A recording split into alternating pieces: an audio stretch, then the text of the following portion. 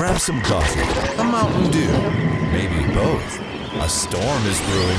The Brainstorm. Welcome to the Brainstorm with Matt and Mike. Welcome to the Brainstorm with Matt and Mike. Got another great show for you today.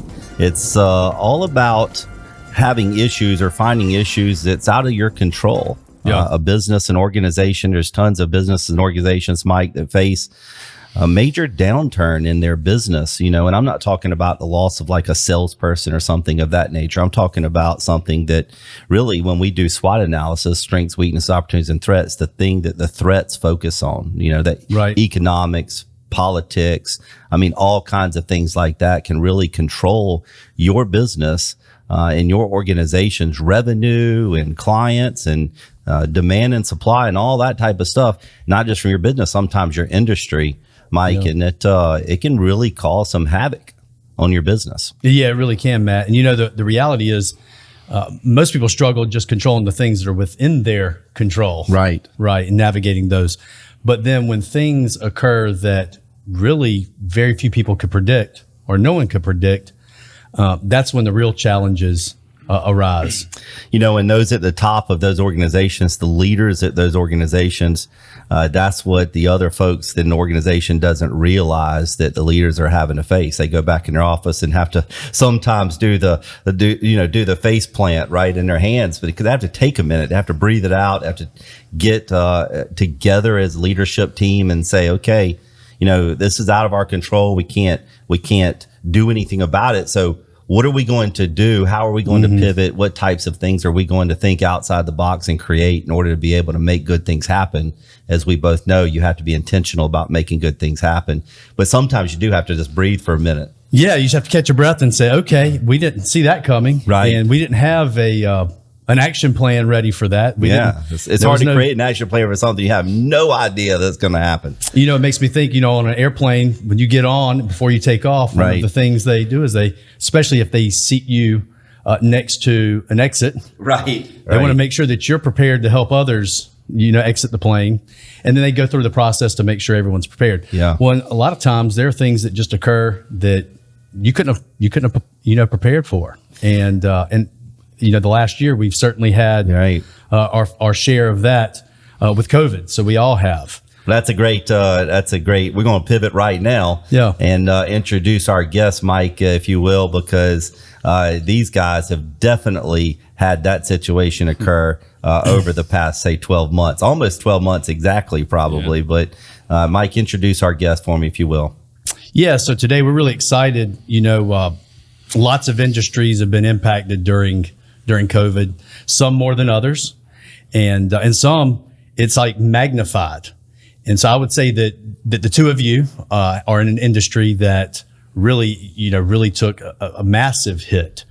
And so you're in the air travel industry, and you'll share more about that in just a minute. But I've got Mike and Kim here. So Mike Gula and Kim Jamison with the Columbia Metropolitan Airport. I think was it call sign? Is that what it's called? CAE. Mm-hmm. And Mike is the executive director, and Kim is the director of marketing and air service development. That's a mouthful.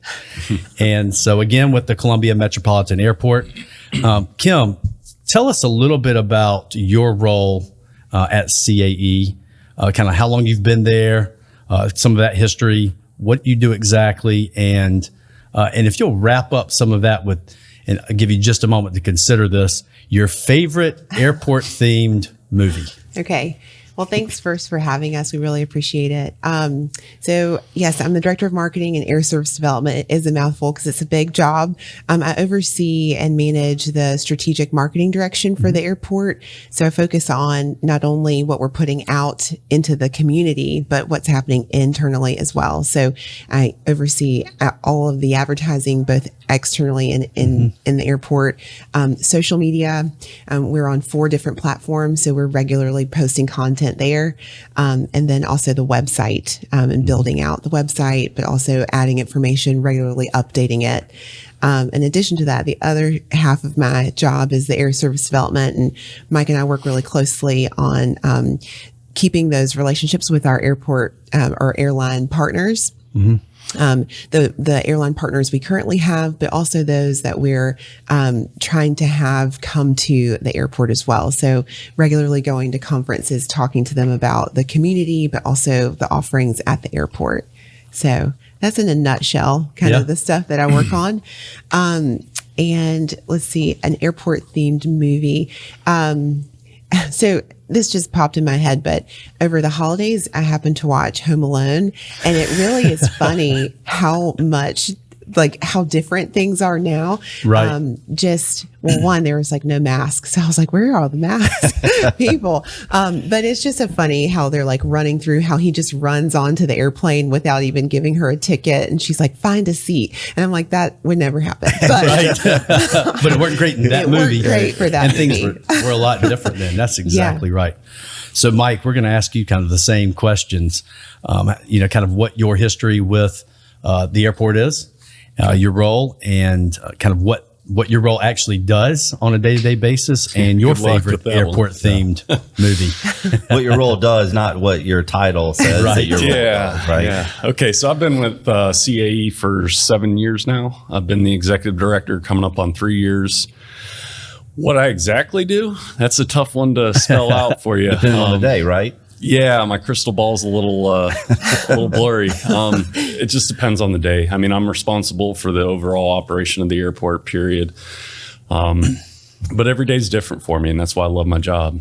I never see the same thing every day, so it's interesting at times. I deal with a lot of politics. I deal with staff, and it's a good job. Yeah, I love what I do. Politics are in every job these days, man. Yeah, it really is. Yeah, you can't escape those. No. So my favorite airport themed movie is by far Top Gun. Okay, makes sense. I really thought I was going to be the next Tom Cruise. Yeah. Yeah, that was my plan, and unfortunately, it didn't work out. So I fell into airport management. Okay. Yeah, there you go. Hey, works. that's the next best thing, right?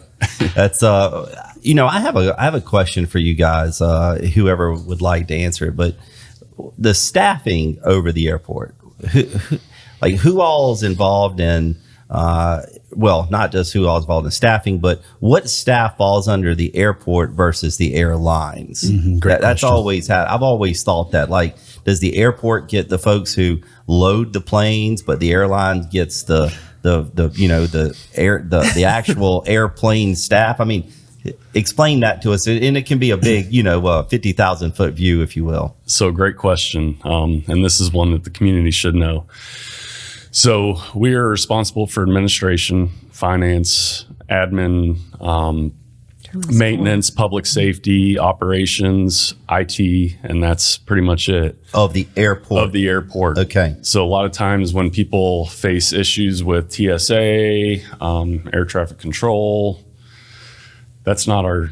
That's not your domain. That's all federal government. Okay, that gotcha. does not fall under. So our you domain. don't know who those people are from a day-to-day basis, as far as like who TSA is going to send to work today. I'm not responsible for that. Yeah. No. So you're not sourcing those folks. No, and we're not responsible for the airlines either. Okay. They're their own entity. Okay, so the folks that's working kind of like the ticket agents, TSA, the folks at the gate, and all the way onto the plane, and people are loading the plane, is all handled by different organizations, but all managed by the federal government. Is that correct? Yeah, you're exactly correct. And one thing I would say, we've got Parodies and Carolina Concessions within our airport. Okay. They have lease space. Okay. They're strictly concessionaires. We do not hire them. Okay. We make sure that they maintain within their lease agreements. Yeah. So they actually lease space from you. They do. Okay. All right. When I That's very started interesting. at the airport, I can't remember who told me this, but it kind of is set up like a mall. So we operate the mall, and then the different shops within the mall have their own kind of scheduling and personnel and people. We work really closely with a lot of our tenants, but it's very separate, like Mike said. I told you that. Mike told me. Mike told me that. That's actually really educational, because I certainly didn't know that. And I've often wondered that. I'll bet you the majority of our viewers and listeners absolutely had no clue about it. And I'm assuming that is the case throughout. Is that correct? Yeah, it definitely is. Just bigger malls. Bigger malls. Bigger or smaller. Yep. Right. So I actually attended Airport High School many years ago. And so, Kim, you mentioned how different Home Alone, what it what it portrays the airport experience to be like. And of course the checkpoints and how loose things were. And during wrestling season, I would usually have to cut a lot of weight. And so I'd throw on a trash bag, which is really, really a healthy decision for a teenager to be doing, and layer up with a bunch of sweatshirts. And I would run like 8 or 10 miles and, just dropping water weight so I could make weight the next morning. But I would run through the airport was part of my route. And of course, it was nothing to do that. And of course, now today, I can't imagine ever seeing that happen ever again. And it probably never should have happened, quite candidly. Hey, let's talk a little bit about the airport specifically, and what some of the contributing factors are to drive people in the door, to get people to fly with you. You want to go ahead? Go ahead. Some of the contributing factors, we feel like that. So 2019 and 2018, when I kind of came on board, we were out in the community a lot. We were at a number of speaking engagements, a lot of events, and just kind of increasing the overall profile of the airport. I think for a while it had kind of been its own thing over in the corner, and then the community was kind of separate. And so we've really done a lot of that legwork to merge those two together and show the community that we're here for you. This is your local hometown airport. And so I think some of the factors that play into that is just reiterating the importance of flying local and flying with an airport in South Carolina, if you could. And so I think just really kind of pushing that message home and letting them know about the offerings that we have here too. So I think the local factor has been a big thing for us. Yeah. That's that brings up an excellent point, because people talk about, and there's been a good bit of movement over this recently, not just recently, but in recent years, if you will, buy local, right? We hear it all the time. Buy local, fly local. Right. And so what's happening is most people, when they say that or think that, they're thinking about the small mom and pop stores or the small mom and pop restaurants, right? They don't think about the flying local piece. They don't think about the local hospitals even, right? Because there's some rural hospitals and people don't go there. They drive into the big hospitals and for care that probably could be taken care of there. Same thing with the airport. Why fly out of somewhere else? And I would assume it really brings us into a different spot, because people are like, why do you have to spend so much money in advertising, right? And that's probably why some people, or what some people are thinking. I know when I go to other places and I visit and I just, I'm going to fly to San Diego, right? I don't say, okay, which airport am I going to fly into and fly out of? I just put, I'm flying to San Diego, and that comes up, right?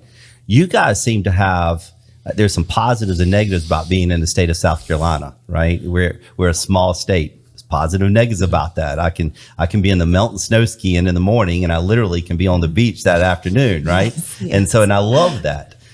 But that also causes some outside competitive issues for you guys, because now I can drive to another airport pretty easily, and I don't need to, because in my opinion, Columbia is one of the nicest ones. Tell us about how that affects this airport versus other cities' airports. Well, the one thing that I would push out to the community, and we were doing a great job on this in 2019 before the pandemic hit, what people don't understand is our ticket prices may be a little bit higher than your Charlotte, your Greenville, your Charleston, your Myrtle Beach. But if you don't utilize our airport, we're always going to be expensive. I mean, the airlines watch that very closely. So the more competition that you have drives the price down, obviously. The low-cost carrier has hurt us over the past, 10 years. The airport's seen 2 low-cost carriers previously. We've had Spirit and Allegiant both here. Whether it was a failure from an airport side of marketing it correctly, or a failure Kim wasn't here, or a failure of the community just not supporting it, they pulled out, which has been a major hurdle for us. Okay. Southwest was very interested back in, I guess it would have been probably 2010, coming into the region. Unfortunately, they went to Charleston and Greenville. I was in Greenville at the time, so I was really excited about it. Now that I'm here, I wish we had them. But from a community perspective, we've got to utilize our hometown airport. And Yeah. it's not our airport, it's your airport. So who controls the pricing? You said that's a major determining factor, right? Who controls that? The airlines. The airlines. They do. Okay. And I think that's something Mike has always been trying to, when we go to these speaking engagements, a lot of times it's like, well, the airport is expensive, the airport. And it's like, well, the airline set this. So I think that's a really big factor in trying to just make sure to communicate that.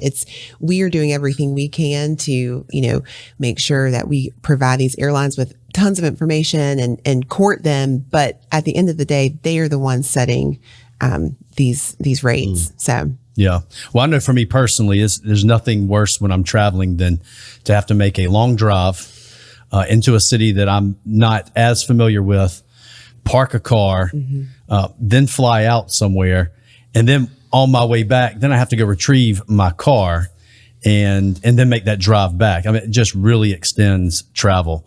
And so, every opportunity I can, I definitely fly out of Columbia. I've been, quite a few times overseas, and I was able to start my journey right out of Columbia. And it was such a blessing to fly back in and be able to get in my car and within 15 or 20 minutes be home. Yeah, not have a 3-hour car ride Yeah. once you've just taken a 7-hour flight. And retrieving your bags is so much quicker. Yeah. So my plan, this is kind of jokingly, but excuse me. One of my plans was to put billboards all the way up I-77. Yeah. On the way back home saying, wish you were home. Yeah, I like it. That's I good. actually like that's it. good. I like that. Yeah. I like that. Is Charlotte the major competitor? It is. Okay. Yeah, by far. I mean, I think the last time we did a leakage study, it was about 53% of our communities going to Charlotte, unfortunately. Yeah. Hey, talk about the return to air service. Like, how has that been? I mean, obviously things really slowed down. Maybe talk about that. How much did it slow down this time last year? Okay, so when the pandemic was announced in April, we were down 97%. So the only people you saw coming off the planes were the pilots and the flight attendants. Very disheartening. A lot of nights I didn't go to sleep, worrying about what's going to happen. Not only with me, what's going to happen with my staff, what's going to happen to the airport. And then I started to realize, this isn't a Columbia deal. This is worldwide, nationwide. Everybody's going through this, and nobody's had to go through a pandemic like this. Right. So things are coming back. I mean, we're getting back to normal. As far as our admin team and our ops and public safety, nobody stopped working. I mean, we were there every single day doing what we could for the community. But we got American Airlines. They Monday, they just restarted their service to Philadelphia and DCA. Okay. Through American Airlines. United, they restarted their nonstop service to Chicago back in February. We're hoping to get LaGuardia back next month. We did have a major win though, through this pandemic. We did get Silver Airways. They are a low cost carrier. They're flying twice a week on Thursdays and Sundays to Orlando, Fort Lauderdale, and Tampa. And right now what we're seeing is off of our norm. Generally what we see coming through our airport are business travelers. Nobody's traveling right now. Everybody's pretty much on lockdown, but we are starting to see the leisure travel. And they're taking advantage of Silver Airways. They are a low-cost carrier. And Fantastic. I'll tell you right now, I mean, if they continue to do well, these other low-cost carriers, your bigger ones, your Allegiant, your Spirit, your Frontiers of the world, they're watching them. They'll notice. They're watching them closely to see, is Columbia viable again? Right. And I really believe that we are. I mean, when I moved here 7 years ago, my plan was to go live downtown. And because I lived downtown when I was in Greenville. Yeah. And I loved it. And my wife and we came down here when I was interviewing, and we stayed downtown for 2 nights. And I'm like, this is not the same as Greenville. Right. But within 7 years, it has changed dramatically. Yeah, it has. It's a different world. And I mean, Kim, I don't know if there's anything you want to add here. I think that Columbia is in the Columbia region. When I say that, Lexington County, Richland County, the city, it's such a vibrant place. And I have a special background. I used to be the director of communications for Experience Columbia. So I was kind of in charge of touting that. But with that, I got to see a lot. And see a ton of growth like Mike was talking about. And this city has really, really changed. And there's so much here to offer from, if you wanted to do like a girlfriend's weekend or a family trip, there's so much variety that it makes it a great place to visit, live, work, play, all of those things. So we have a special place right in the center of the state for sure. How does the airport itself make its money? So our number one revenue source is definitely from the airlines. Okay. Second top revenue source is from parking. So they go hand in hand. Gotcha. Outside of that, we've got concessions. We've got we've got a business park that we make money off leasing. We've got an industrial park that we make money off of. Okay. And then the leasing of the space, like you were talking about earlier, I didn't think about that. Yeah. So like the rental car folks, right? They lease space from you. Yep. And then the airlines pay you a percentage of the traveler or the flight itself? It's all based on employment. So okay. Every traveler that goes through, we make our money off. Okay, gotcha. So you want planes maxed out? Oh, absolutely. Okay, that makes we sense. Both do the airlines in the airport. Right. Yeah.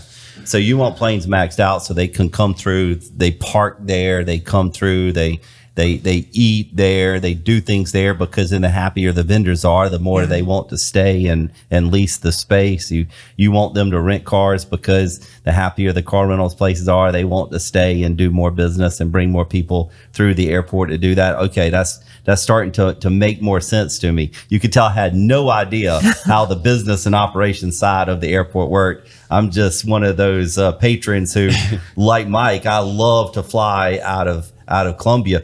My desire to fly out of Columbia is absolutely my primary is the exact reason you said, because I don't want to have a flight because I'm already anxious as I can be because I hate flying, as you know, because you've flown with me before and had to hold my hand multiple times, right?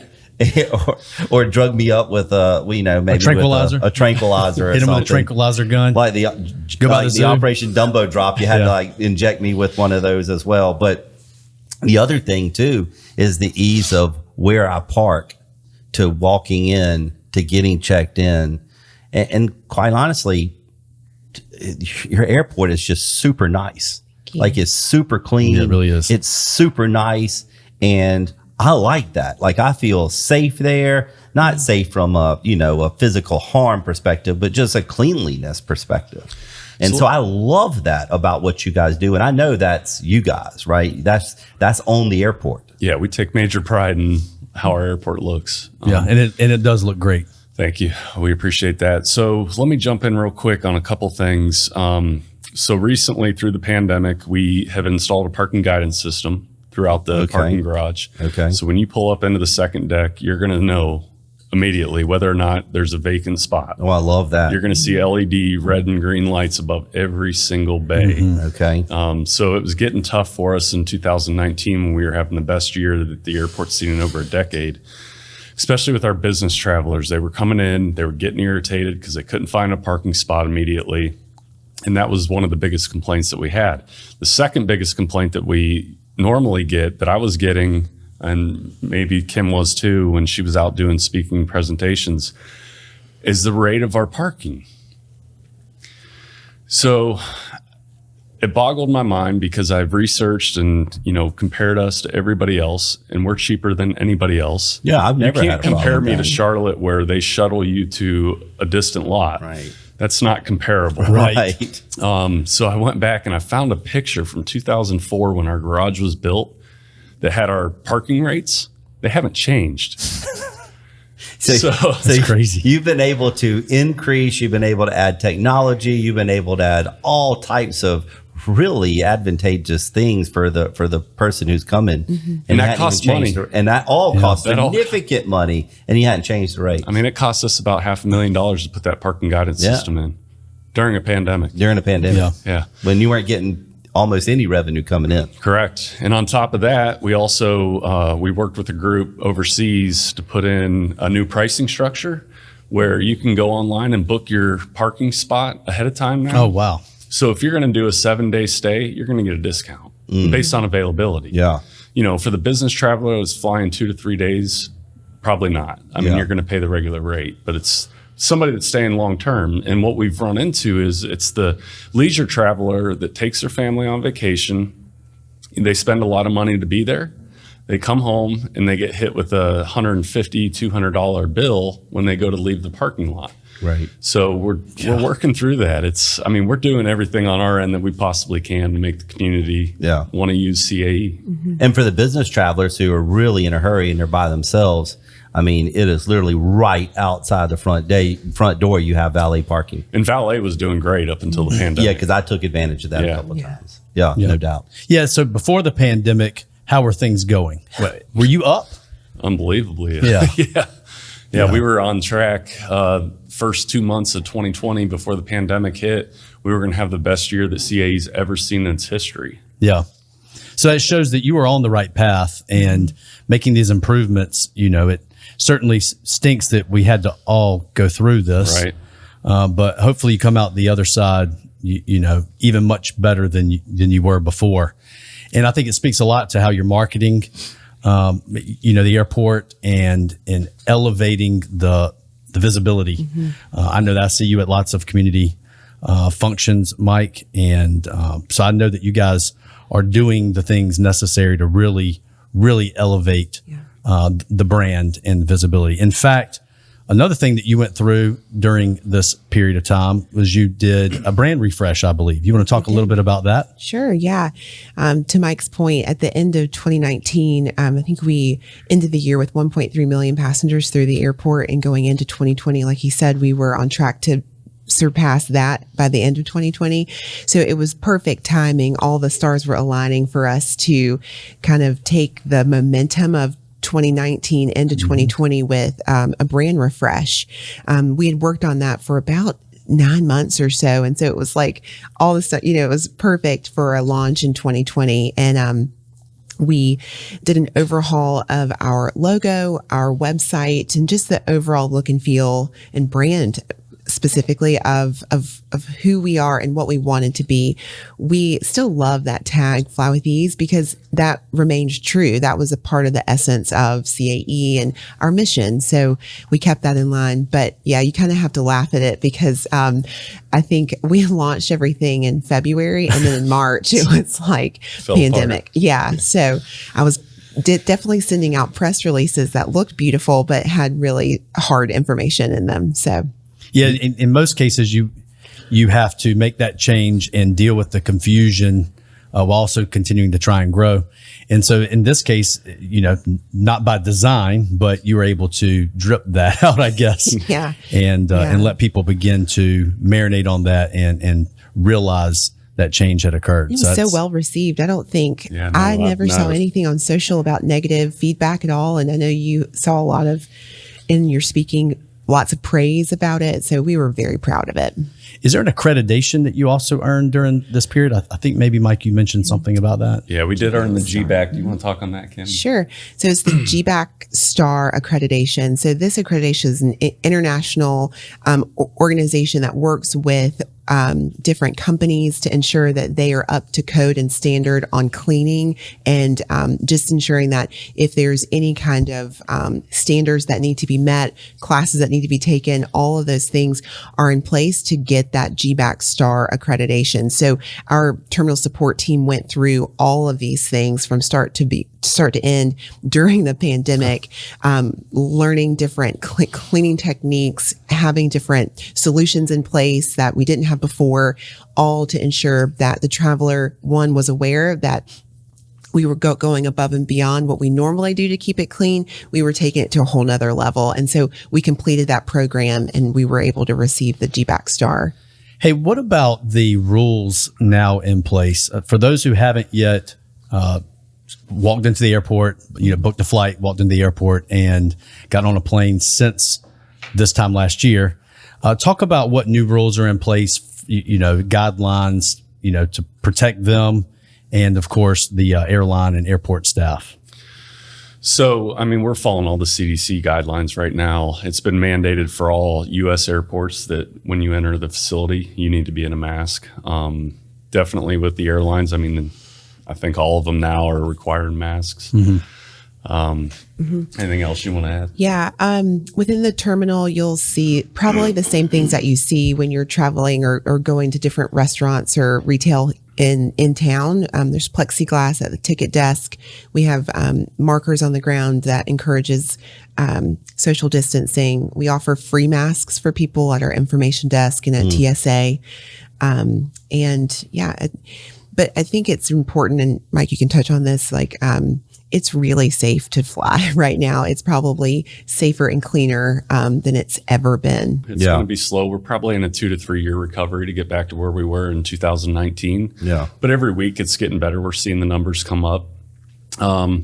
This week alone, I mean, I've been watching every single morning. We're seeing close to 1,000 passengers through the checkpoint. Okay. Where normally we would see close to probably 1,750 a day. Okay. Back in 2019. So, but what we're seeing right now is more of the leisure traveler. You know, people are ready to get out. People are ready to see family and friends. Just ready for the business community to come back. Yeah.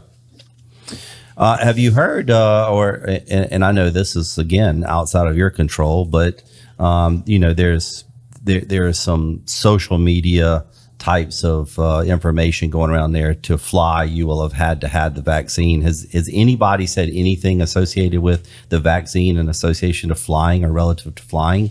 No, we have not seen that domestically. Internationally, yes. Okay. But not domestically. Okay. Yeah. Hey, can we talk about the 803 Industrial Park? Is that something we can discuss, and what your involvement is with that? What that is? I think the majority exciting. of people don't know. So so this is brand new, hot off the press with the 803 Industrial Park. So when I came on as executive director 3 years ago, that was my main goal. We have 572 acres worth of property out there that needs to be developed, should have been developed. The airport sat back and pretty much made it pine forest. And we, timber it out every several years. And to me, that's not how we move forward here in the community. We're so connected. We've got I-20, we've got I-77, we've got I-26.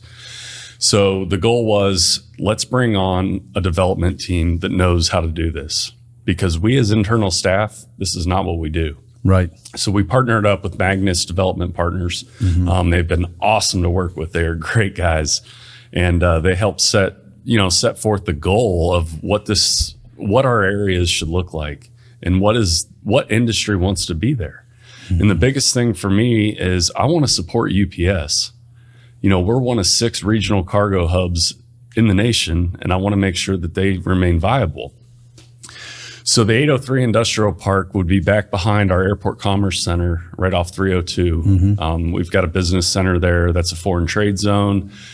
You're 1 mile from connecting onto I-26, 2 miles from I-77. I mean, you're right there, and the industry's coming this way.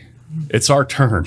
Yeah. It is certainly our turn. And so within the next year and a half, we plan to, let me take that back. Probably within the next 3 to 4 years, we plan to have over 1 million square foot of industrial space. Nice. Spec space over there. Very nice. Magnus already has clients lined up that want to be here, and they want to be here for a reason. They want to be here because they're close to the interstates.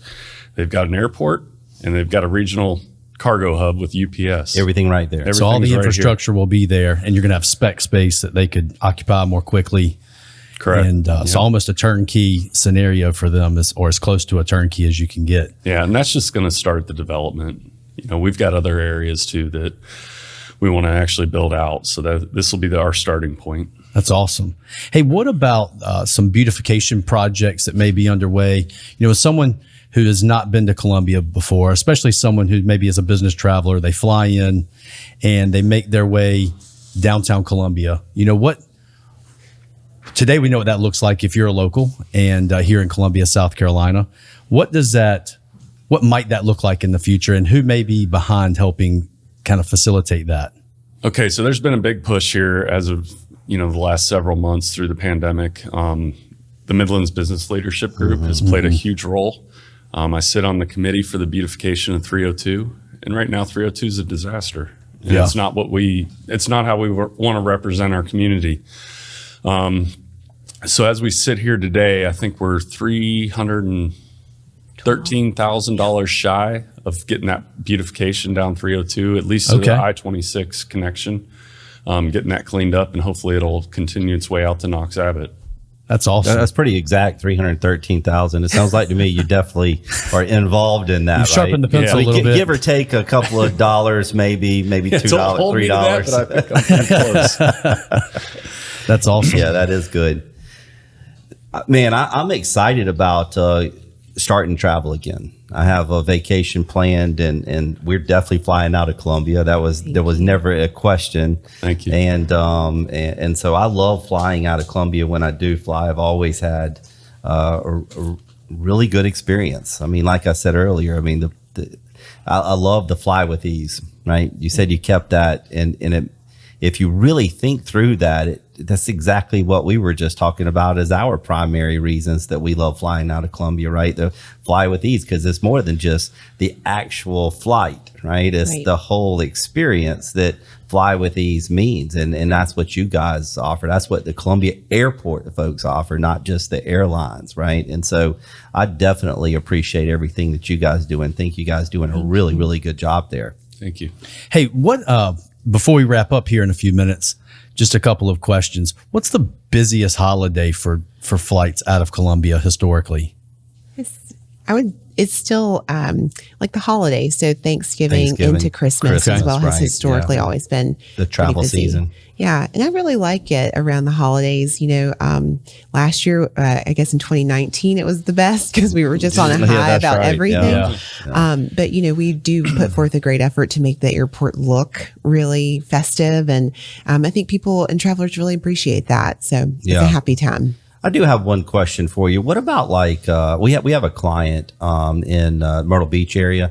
He has his own plane, and in fact, another one of our clients is I guess an airline, not an airline, but recreational airline business down there, right? And so they do all the helicopter tours there at the beach, and they fix and repair private jets, and they do airplane rentals, things of that nature, whatever. But we have a client there that has his plane. He flies up about once a month, and I come pick him up from the airport over on the other side of you guys. How is that connected? The private jet side, the side where it's private charters, things of that nature. How is that connected to the airport? Is that another rental space area, or how is that connected? So that's all handled through what we call a fixed base operator, an FBO. We've got Eagle Aviation, and we've got Columbia Aviation. I'm not sure which one he flies into. Probably. I'm not sure. I think it's Eagle, maybe. I'm not positive though. Eagle's the largest of the two. Okay. But they're really their own entity. Okay. I mean, they rent space from us. Gotcha. Like Kim was saying, I mean, it's pretty much like a mall. It's people lease from us, and we accept their money. Yeah. No, absolutely. But with general aviation, we don't receive any landing fees off them. We've cleared that. With the airlines, we do. With UPS, we do. But general aviation, we don't. Yeah. The only thing that we get from them would be a fuel flowage fee. Okay.